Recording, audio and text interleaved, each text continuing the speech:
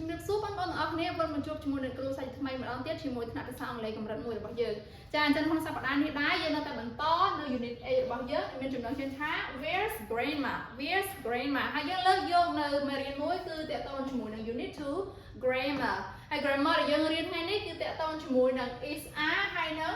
yes no ប៉ុន្តែវាមិនមែនមានតែប៉ុណ្្នឹងទេបើយើងនិយាយជារួមទៅគឺយើងរៀនតកតងជាមួយនឹងកិរិយាសព្ទ to be ដែលវាមាន am is are តែនេះយើងផ្ដោតសំខាន់ទៅលើទម្រង់មួយគឺទម្រង់សំណួរចាអញ្ចឹងមុនពេលដែលគ្រូនាំទាំងអស់គ្នាឲ្យស្គាល់អំពីទម្រង់នៃ verb to be ឬទម្រង់នៃកិរិយាសព្ទ to be គ្រូចង់សួរទាំងអស់គ្នាសិនថាតើ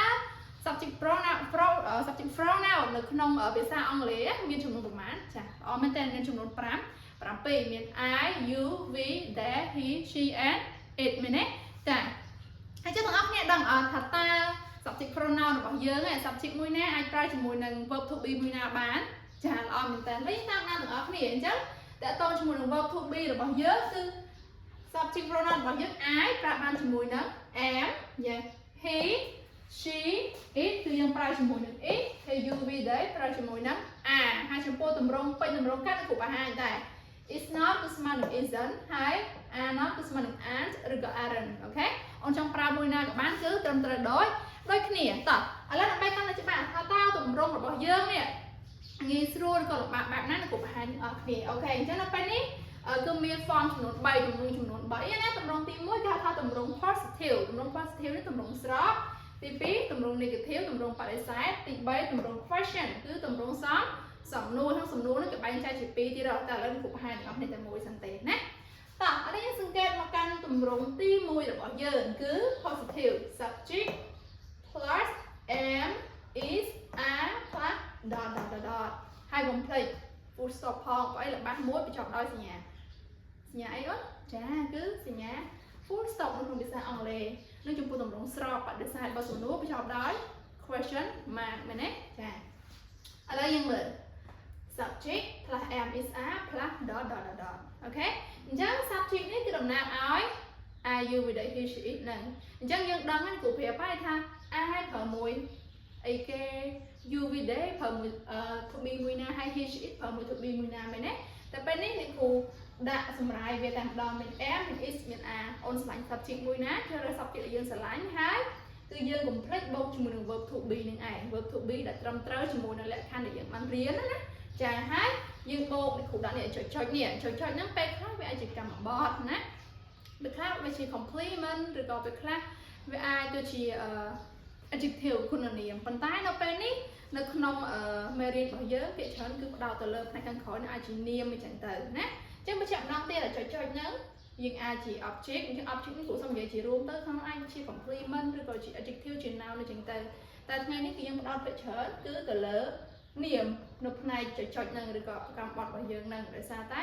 យើងអាស្រ័យទៅលើមេរៀនរបស់យើងអញ្ចឹងកន្លែងនេះគឺសង្កត់ធ្ងន់ទៅលើនាមណាយើង to be នឹងអាចបូកជាមួយគុណនាមអាចជាមួយនាម complement តែម្ដងទៀតថ្ងៃនេះសង្កត់ធ្ងន់ទៅលើនាមចាតោះឧទាហរណ៍អូខេ she is in the kitchen ចាអញ្ចឹង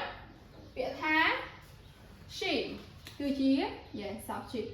pronoun គឺជា subject ហើយ is ជា verb to be is នឹងឯងដែលត្រូវជាមួយនឹង she អូខេហើយ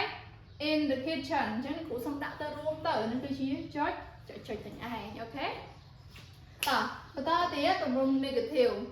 subject plus am is are plus not plus dot ហើយកុំភ្លេចគឺ full stop នឹងឯងចាអញ្ចឹងនៅក្នុងទម្រង់បដិសេធវាអត់ខុសពីទម្រង់ស្រោបទេគ្រាន់តែយើងបន្ថែមពាក្យមួយនៅបន្ទាប់ពី to be របស់យើងគឺពាក្យថាអីគេពាក្យ not ទៅគឺជាបដិសេធដែរមែនទេអូខេ example គ្រូយករបស់ដើមមកដដែលមក she ដដែលto be យើង is មែនទេហើយពាក្យអីគេអត់ចា not in the kitchen អញ្ចឹង she is not in the kitchen អញ្ចឹងពាក្យថា she ជា subject អូខេ is ជា to be is របស់យើងហើយ not គឺជាទម្រង់គឺជាពាក្យដែលស្ថិតក្នុងទម្រង់បដិសេធដើម្បីបង្កើតបានបដិសេធតែមានពាក្យ not ហើយ in the kitchen នេះគឺគ្រូចាត់ចូលជាចុចយ៉ាងមកអូខេតោះបន្តទៀតទម្រង់ question ទម្រង់សំណួរam is are plus subject plus dot plus question mark អូខេ ចាអញ្ចឹងតម្រងនេះអត់អីខុសប្លែកពីតម្រងស្របហ្មងទេគ្រាន់តែយើងតម្រងស្រប subject មុន to be មែនទេប៉ុន្តែនៅក្នុងតម្រងសំណួរ to be មុន subject ហើយកុំភ្លេចគឺនេះ question mark របស់យើងណាដើម្បីបញ្ជាក់ថាវាគឺជាតម្រងកលបះសំណួរអូខេអញ្ចឹងមើលចម្លើយរបស់វាបើសិនមកយើងចង់ឆ្លើយថា yes និយាយឲ្យគេអញ្ចឹង yes ត្រូវយក yes ហើយ comma ហើយ subject របស់យើងទាំង7ហ្នឹងឆ្លាញ់មួយណាដាក់មួយនឹងមកតែអាស្រ័យតាមសំណួរដែរណាចាហើយកុំភ្លេចបូកជាមួយនឹង to be am is are អូខេហើយបើ no អី no comma subject ហើយ am is are ដែរហើយកុំភ្លេច not អូខេហ្នឹងខ្ញុំមាន example មួយ is she in the kitchen is she in the kitchen ហើយអត់មើលនៅក្នុងទម្រង់សំណួររបស់អ្នកគ្រូនេះថាតើទម្រង់មួយហ្នឹងត្រឹមត្រូវនៅចាល្អមែនទេអត់ត្រឹមត្រូវទេដោយសារវាខ្វះសញ្ញា yes question mark ឬគេហៅថាសញ្ញាសួរអូខេអញ្ចឹងដើម្បីបានរបស់សំណួរគឺកុំភ្លេចសញ្ញាសួរ is she in the kitchen តើនាងនៅក្នុងផ្ទះបាយឬអូខេអញ្ចឹងបើយើងចង់ឆ្លើយថានាងនៅក្នុងផ្ទះបាយពិតមែនអញ្ចឹងយើងឆ្លើយថា yes she is ចាឥឡូវយើងមើលទម្រង់សំណួររបស់យើងណាអញ្ចឹងដោយសារតែ subject របស់យើង she មែនទេអញ្ចឹង she ប្រើមាន is អញ្ចឹងថា is she យើងមើលនេះអត់គ្រូតោមើលមកឃើញទេអូខេ subject របស់យើងអីគេនឹងឯងហើយកុំភ្លេចនេះនេះ dot របស់យើងអូខេនេះគឺ in the kitchen ហើយកុំភ្លេច question mark អូខេញ៉ៃតិចណាតោះហើយតម្រងរបស់យើងឆ្លើយ yes នេះ